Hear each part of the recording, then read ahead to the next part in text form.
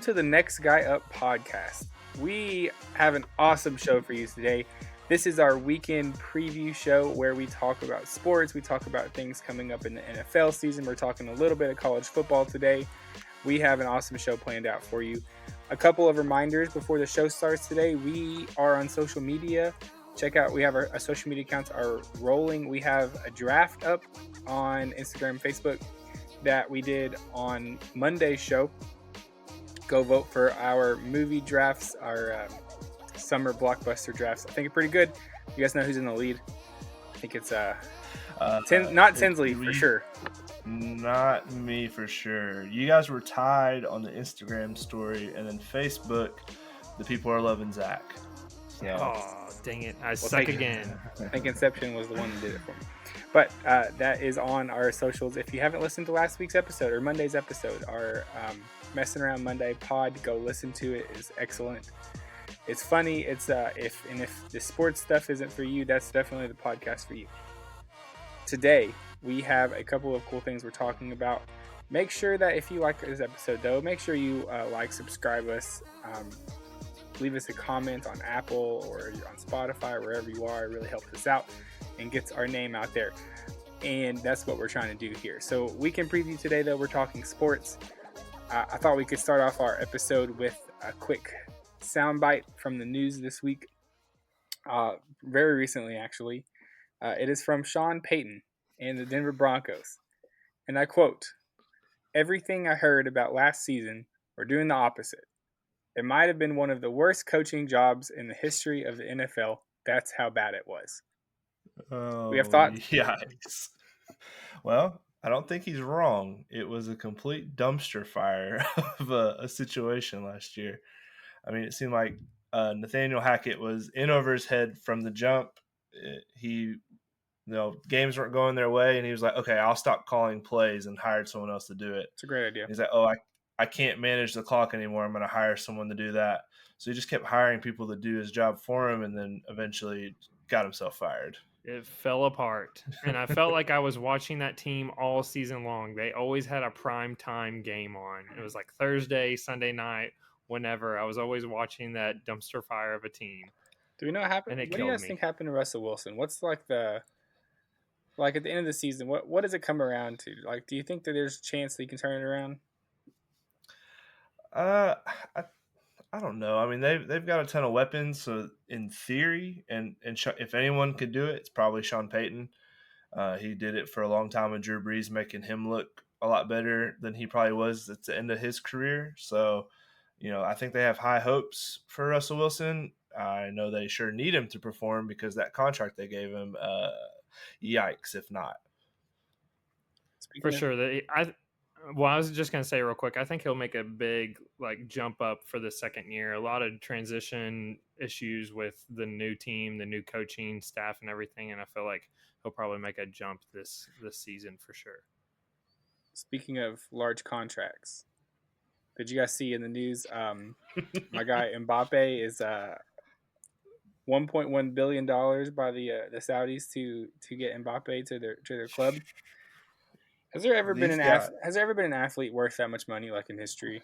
I just can't even put my brain around that amount of money. The amount of money they're just throwing at everyone to start these leagues. I mean, they did it with Live Golf. They were giving mediocre at best golfers $100 million contracts to come play in their tournaments. It's just wild. So I saw a stat that Jaylen Brown for the Celtics signed a contract for it was the highest of any NBA.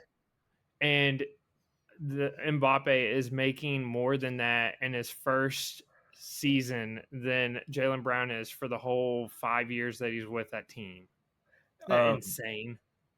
And soccer's weird because they have you can lease a player from one club to another if they're willing to pay. So apparently that's part of it too. I don't really understand it, but I mean, if they're going to pay him essentially $1 billion to play one season in their league, how can he turn that down? I haven't heard if he's taken it or not, but I think I read he turned it down, which is just insanity.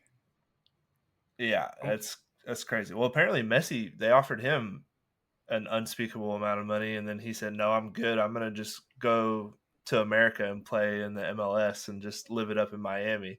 And dominate, I might add. Yeah, So he's He like just had a 3 goal. goals, right? Yeah. He scored in he's both like of his coming off games. the bench and scoring. It's wild. Crazy. Going to Publix. He can actually go out and shop now. He's like not used to being able to go out in public without being bothered because people in America don't really care about soccer, I guess. I think it's crazy because I've heard it said that like I'm pretty sure Babe Ruth's salary at one point was like $30,000 a year. Yeah. I mean, I know inflation is a thing, but just it's insane to think of the difference between 30,000 and like $750 million. Talking about the best athlete in the world, just pretty astounding numbers happening there.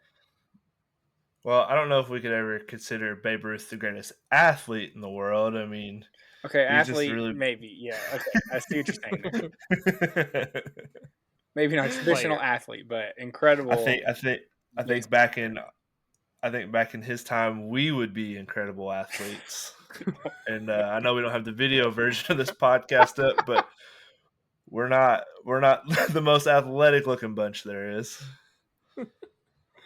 It's true. It's true. Well, we got a great show for you today. We have a couple things we are going to cover. First off, we are starting out with our red flag alerts. We're talking about people that are going, or people or things that are going on this season that to stay away from or are trending down. We're doing our Future Friday segment where we talk about some futures that we have taken that are guaranteed, 100% guaranteed to hit. That's right. That's the guarantee here at the Next Guy Up podcast. Next Guy Up podcast guarantee. And we are ending up with some trivia. Guess that stat. Level 5 stat today, everybody. That's as hard as it gets, right, Mason? As hard as it gets. So me and Zach couldn't handle the level 2, so Mason said, "All right, well, here's level 5 for you. Make it even harder." It's tough. I love it. All right. It's basically impossible at this point, but we're gonna have fun with it anyways. All right. So me and Mason have been talking, and I'm gonna kick us off here on the red flag challenge. And now this might be a little bit outside of the box of the red flag because I'm not coming at a certain player or a certain person.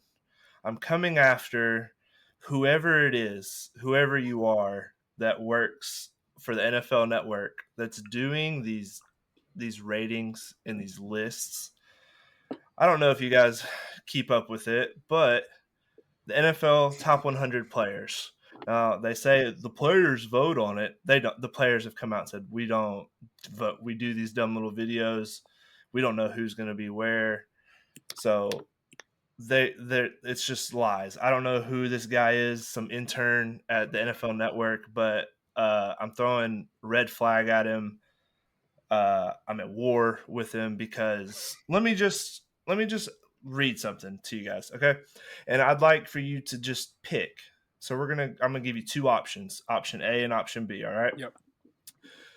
So pick between these two players. Option A, player throws for 2,200 yards, 17 touchdowns, 11 interceptions, rushes for 1,100 yards, 8 touchdowns, misses 2 games due to injury, comes in last place in the division, and has the worst record in the NFL. All right, so that's player A.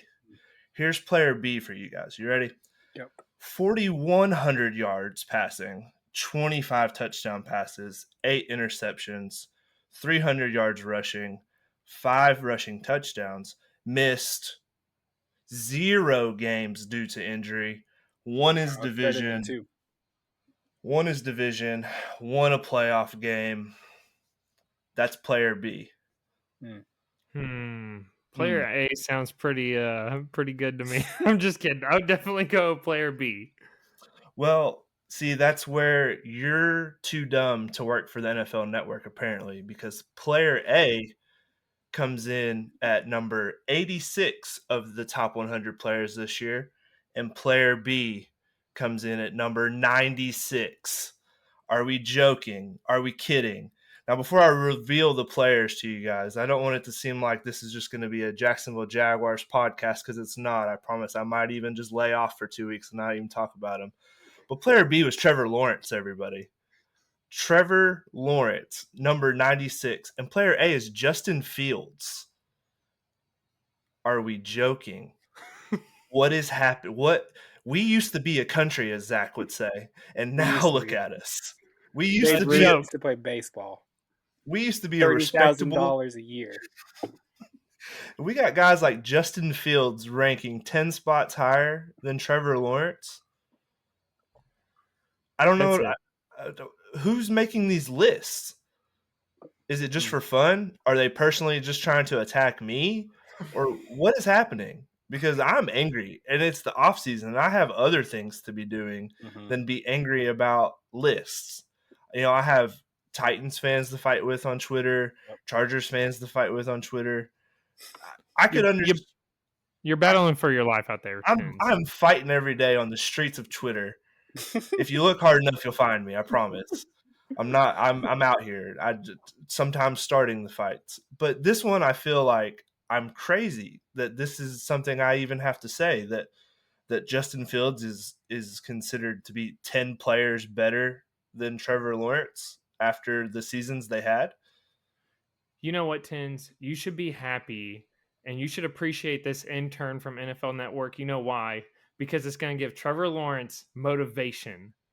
I was watching ESPN. I don't know why I'm even watching them anymore, and I'll tell you why here in a little bit. But Travis Etienne was also motivated because of some guy from ESPN trashing Travis Etienne, leaving him out of the top 10 running back rankings. So that's all you need, Tins, is motivation, and they're getting it. So we feel disrespected. We've got another NFL Network reporter ranked our offensive line as 31st in the league. The offensive linemen have all worn ranked 31st t-shirts to the start of training camp. I mean, we're the most disrespected team in the league, and that's how we'd like it, I guess. But when I cash this 27 touchdown passes bet for my whole life savings, I need to know this guy's on Twitter, because I'd like to send it right to him and just say, thank you for the motivation. Thank you for getting Trevor angry, because now I'm rich. I thought you were going to say I need this guy's address. I thought you were going to go fight him or something. No, just his No, I fight my battles on the Twitter streets. And I think that leads us into our sponsor for the day. Today's sponsor is X. Not Twitter, X. Elon specifically gave us extra money to call it that instead of Twitter today.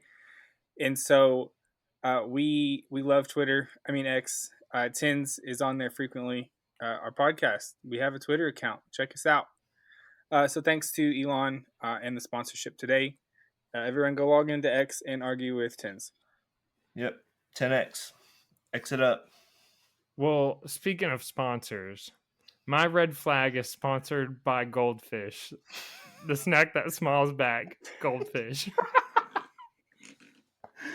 And my red flag goes to the entire ESPN network. And yes, I'm coming to fight them. Zach, Tins, let me ask you something. How many NFL teams are there? Go ahead, answer them. Pretty sure there's 32 last time I checked. Zach? I confirm there's 32. 32 teams. Well, you want to know what ESPN thinks how many teams there are? 2, because that's all we freaking hear about, is the New York Jets and the Dallas Cowboys. I'm just waking up in the morning, getting ready for work, and I turn on Get Up for some reason with Mike Greeny, and he's talking about the Jets and Aaron Rodgers. They had a 2.5-minute clip about the whole saga with Aaron Rodgers and the Jets. And then to top it all off, they put a framed jersey, Aaron Rodgers jersey, inside the Get Up studio. And I'm just tired of it, okay? Stephen A. Smith is ranting on constantly about the Dallas Cowboys. And you got Mike Greeny over here going on and on about the Jets. And I want to share something with you. I continue to watch that episode a little bit. And one of the questions that popped up was, How can Aaron Rodgers reinvent himself? And Ryan Clark was on there and responded with, this is an actual quote. I talked to Sauce Gardner and he talked about how great Aaron Rodgers looked at training camp. Number one, that didn't even answer the question. And number two, of course he's going to say that. He's on his team and everybody looks great during training camp because nobody's in pads and anybody can make anybody look great. We could get out there and look great in training camp, for crying out loud. So once again, this morning, even that was a couple days ago. Then this morning, they're talking about ESPN and Dalvin Cook possibly going to the Jets and all this. And I'm just like, I'm tired of it. You know what? ESPN has had all of these layoffs. You want to know who doesn't lay off anybody? The next guy up podcast industries. We've never laid off a single employee. We have never. Go ahead. As a matter of fact, we have tripled our employee hiring since the podcast has started. Yep. We have multiple interns. They're running around everywhere. That is correct. You know how many teams that we're going to talk about as well? We're not going to talk about 2. We're going to talk about all 32 because you can make the same amount of money betting on the garbage team than you can the really good teams. So yes, we're talking about all 30. I know we're talking heavy on the Jags, but if I know one thing about Tins is that he likes to spread the love to all the teams in the NFL. He said he's taking a 2-week break, so he's really fair, and he feels like he just wants to spread the love.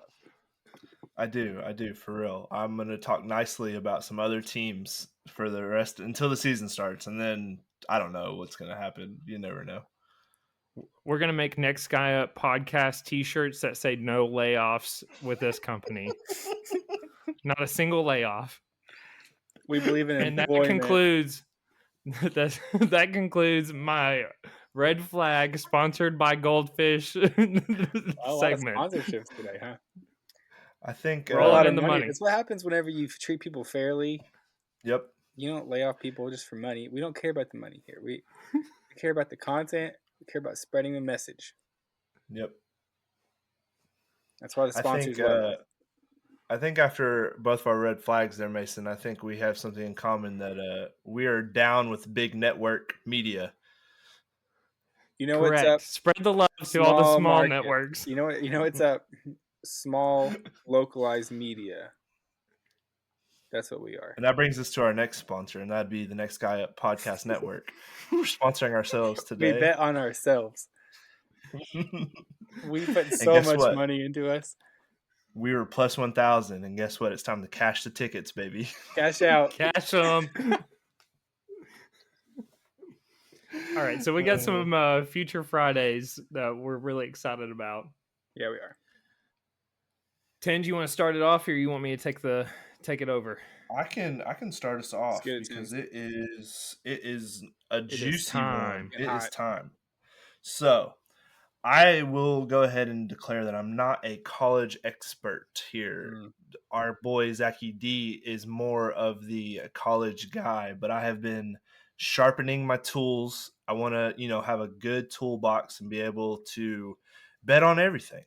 So I've been diving into college football stats, rankings, learned so much about the Missouri football team, more than anyone needs to know. And so we're going to dive into my first college future of the season, and that is I took Missouri to go over 6.5 wins at plus 115 over at DraftKings. Now, you might say to yourself, Missouri is the definition of 6-7 SEC football, and I wouldn't disagree with you. They are definitely a middle-of-the-road football team here, but we're asking for 7 wins. And when you look at their first 5 of the schedule, then you can kind of see why I would lean towards this bet.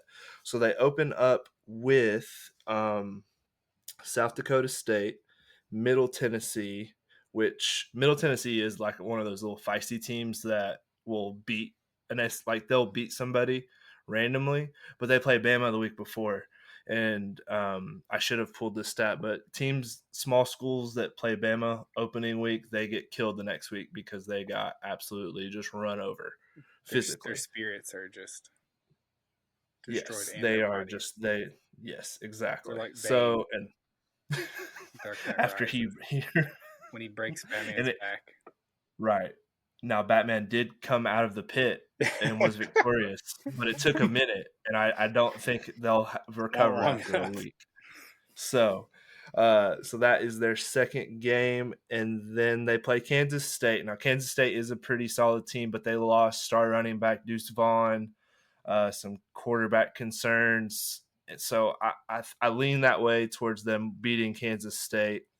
Then they have Memphis on a neutral site game, and then they play Vandy, who for some reason still is in the SEC, but that it's whatever. It's a free tune-up game for everybody. Yep.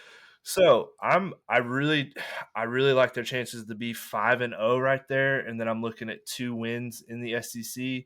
At worst, 4-1, and then I need 3, which that's a little bit tougher. We're really needing them to hit the 5-0 mark, and one of the big reasons I like for them to do that is they returned 80% of the snaps from last year from their starter positions. Mm-hmm. They've got 8 guys returning on the defense, which ranked in the top 3 in most categories in the SEC. So, and I don't know if you know this or not, but the SEC is a pretty good conference when it comes to defense. They churn out defensive NFL players every year. And then they've got 4 starters coming back on offense. 3 of those are offensive linemen, and then the quarterback, Brady Cook, who took over for the last 5 games of the year. He didn't do anything special, but he was solid. And so with a team that has a very good defense and decent playmakers on offense, consistent quarterback play is all we're really looking for here. So I think they can get those 2 games in an SEC East that's, in my opinion, pretty weak. You don't know what you're going to get out of Florida this year, second year of Billy Napier.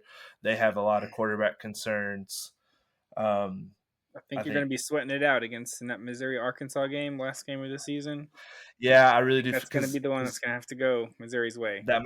That's definitely probably my swing game. If they go 5-0, I think we're looking at. I'm counting on South Carolina, or Kentucky, Arkansas, Kentucky. I think's down in Missouri, so I just need them to win one of those because they're not going to beat Georgia, and they're not going. I don't think they beat Tennessee. Tennessee's liable to do one random game where they where we might lose to somebody that we're not supposed to, but I don't see that being Missouri. So I really like my chances there of them. If they start 5-0, we're looking at them to either win 2 games between Florida, South Carolina, Kentucky, and Arkansas.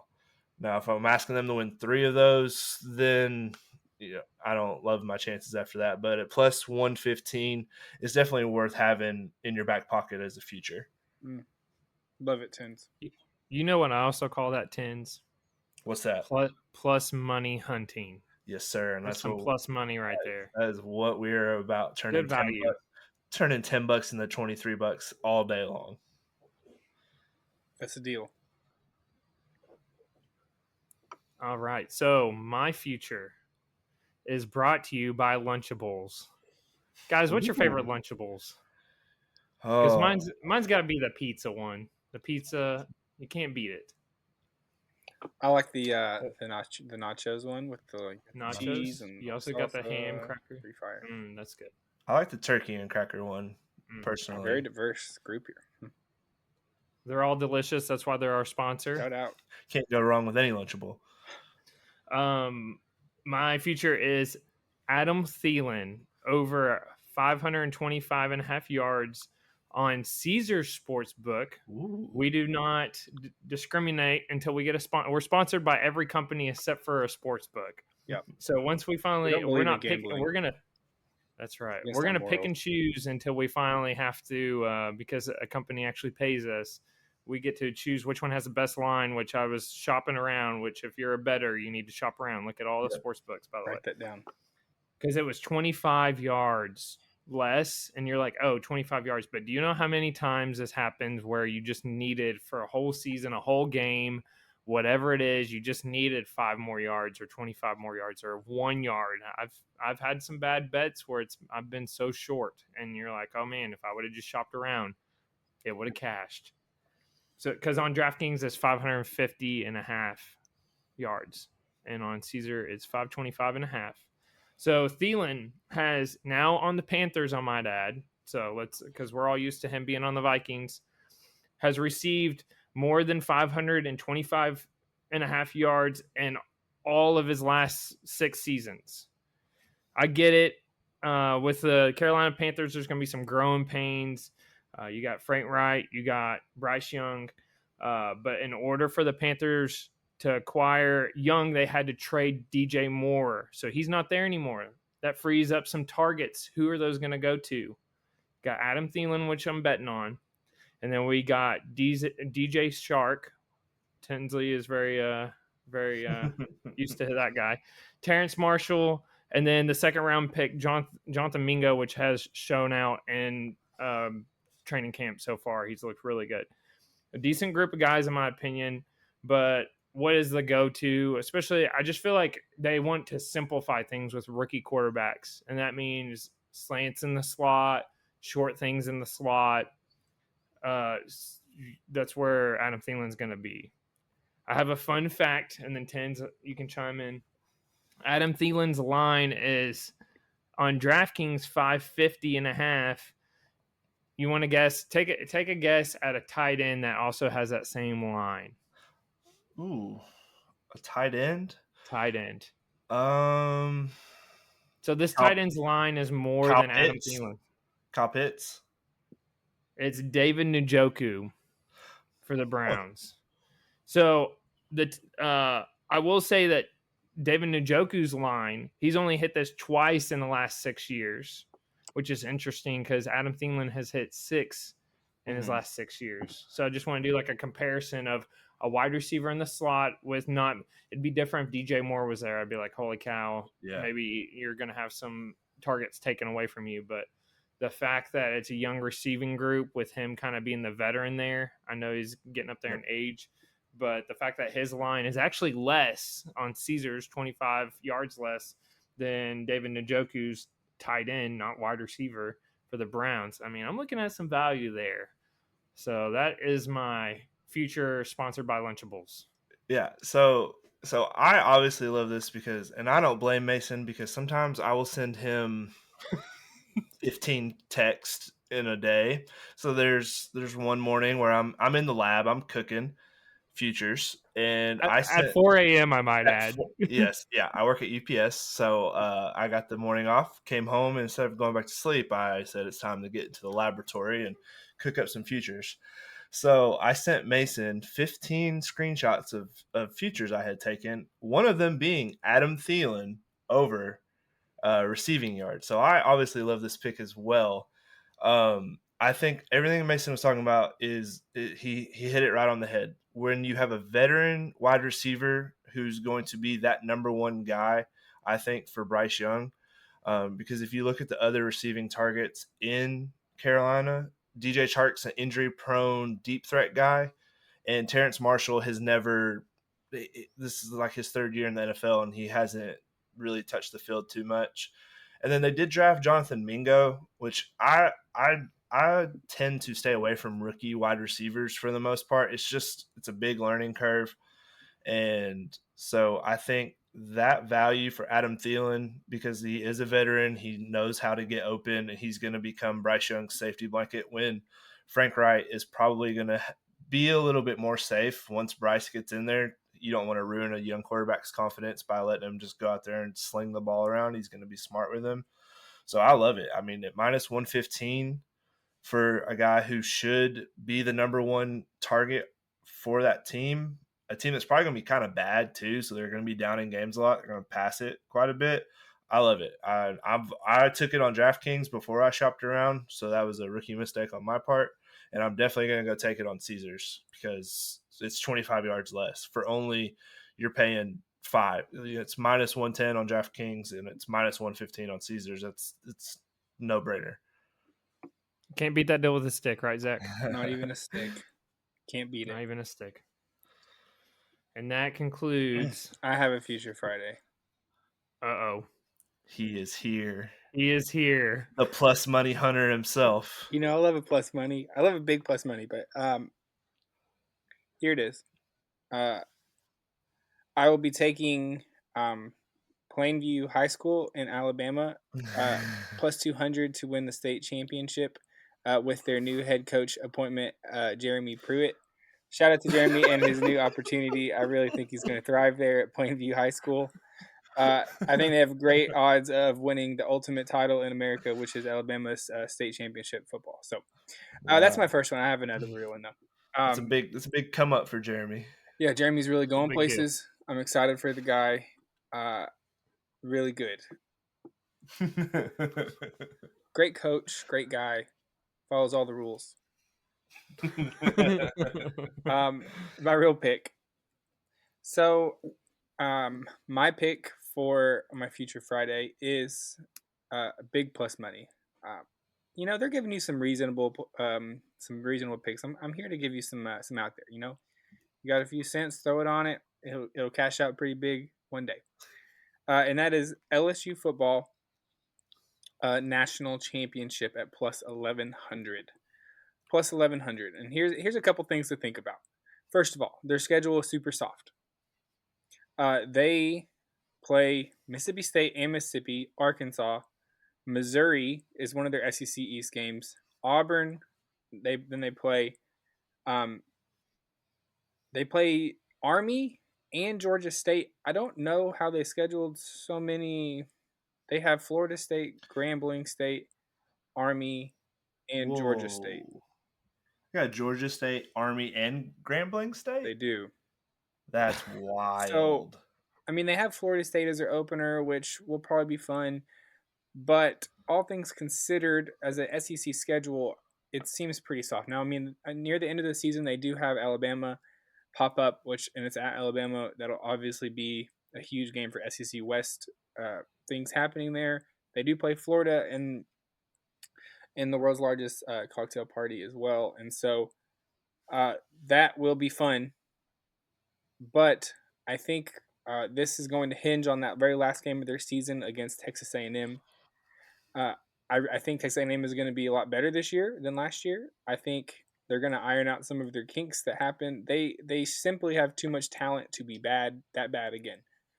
And so Texas A&M, I think they're going to be playing LSU for an SEC West title in that game. I think Alabama is going to pick up a few losses, whether against LSU here or against someone else. I just think that they're going to pick up a loss somewhere along the way, and A&M LSU is going to be for the SEC West. So if they win that, I think that they just have a pretty good shot at making the playoffs and then making a run. Jaden Daniels, obviously a Heisman contender, one of the Heisman favorites this year. I think he's grown a lot. I think he could be a very, very good football player this year. I am thankful that they are not on Tennessee's schedule this year. I think that's helpful. And then Death Valley, we all know, is one of the toughest places in America to play. And so I think they'll be a fun team to watch, and I think they could do something special. I think definitely at plus 1100 when you're looking at the SEC West, and I definitely agree with you where Bama could be picking up a couple losses. They're not built the way they've been built the last few years. They're kind of going back to more the ground and pound teams, and I just think there's too much offense in the country to be playing that kind of style.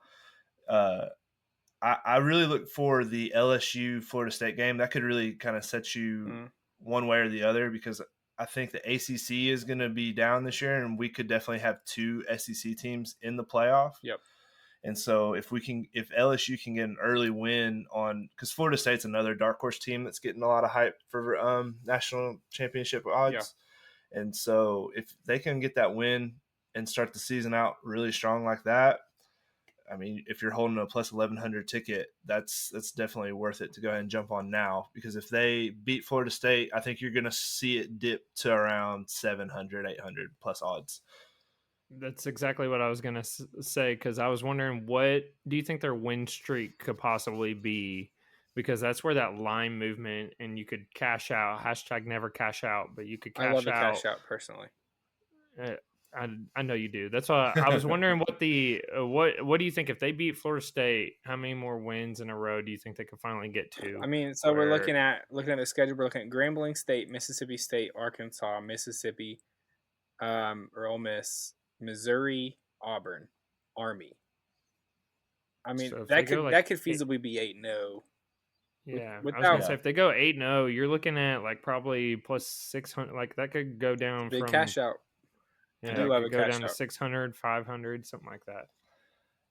That'd be wild. Another thing too, and like as annoying as Kelly is as a person, he is a great football coach. Yeah. What he did with Notre Dame all those years, I mean, they're always in contention, and you got to think recruiting wise, he's not getting the same athletes and the same kind of players at Notre Dame that he can get at LSU. And it seems like he's stacked up a good class. He's hit the transfer portal pretty good. I mean, they're definitely going to be like night and day. And they were coming on towards the end of They hit last their year stride. too. I mean, they had a couple bad games early, including that big Tennessee game where Tennessee kind of blew them out. But after that, they look like a different football team. For sure. Scary. Yeah. So plus 1,100, that's definitely worth getting on now. At least a sprinkle dinkle. Sprinkle dinkle, baby. Yeah, it's good to just sprinkle the board every once in a while. Just like, yeah, it's a TM verbal trademark. If you try and use that, I will find you. I will sue you. And all of our sponsors will as well. And I don't know if you've been keeping up, but we got a lot of them. So. We have an army of sponsors. Speaking of sponsors, oh no, our Guess That Stat is brought to you by Tide Pods. It's Tide detergent in a pod. Tide Pods. Were we even ready for that segment, by the way? We're ready. Let's do it. Excited. Let's do it. All right, let's get it. All right. Brought to you by Tide Pods. Here we go. It's a level 5, hardest one. All right. According to Next Gen Stat, which player reached the fastest speed, topping at 22.11 miles per hour last season? Is it A, Kenneth Walker? Is it B, Jalen Waddle? Is it C, Parrish Campbell? Is it D, Deshaun Jackson? So I'm just gonna. Here's the thing: they want us to say Jalen Waddle because he's a fast guy. That's like the whole Tyreek Hill thing last week, you know. Fast. So he's trying to trick us. You're trying to trick us. Here's the thing, and this may be because I saw it when he played against the Jags, and he scored a really long touchdown. But I think it's Parrish Campbell. That's gonna be my answer. Zach, you got an answer? I'm picking Jalen Waddle because I think you are trying to make you overthink it. Psychology, yes, yeah. Ooh. The answer is C, Parrish Campbell. I am back. Was that the run they were talking about, Mason? Against the Jags? So it was a 26-yard rush against the Texans in Week 18. Oh. He hit 22.11 miles per hour. Everybody else did come those were basically the top 5, which I was surprised that Tyreek Hill didn't make that. Or top 4. Sorry, I only gave 4 choices. A, B, C, D. That's 4 choices. So that was the top 4. But that is our Next Gen Stat. Love it. He was on my fantasy team. No one cares about my fantasy team, but he was on my fantasy team all year. I love that guy. Parrish Campbell, Loves baby. Him. So, speaking of speed, I did want to go ahead and do a sneak peek for next week, which will be next Friday, not Monday. We will be talking about the Combine. I was kind of setting this up since we were going over the Next Gen Stats. I was wanting to talk about the Combine and whether or not the Combine stats convert into success into the NFL. So that's a little sneak peek for next week for everybody just to start thinking about. Super excited about that. Call Mason Mr. Next Gen. That's what they call me. Guys, as of tomorrow, Saturday, we are 5 weeks away from college football. Yes, sir. Let's go. 35 days. So, start the countdown. This is the last week without football because next Thursday is the Hall of Fame game. And then the week after that, preseason week 1.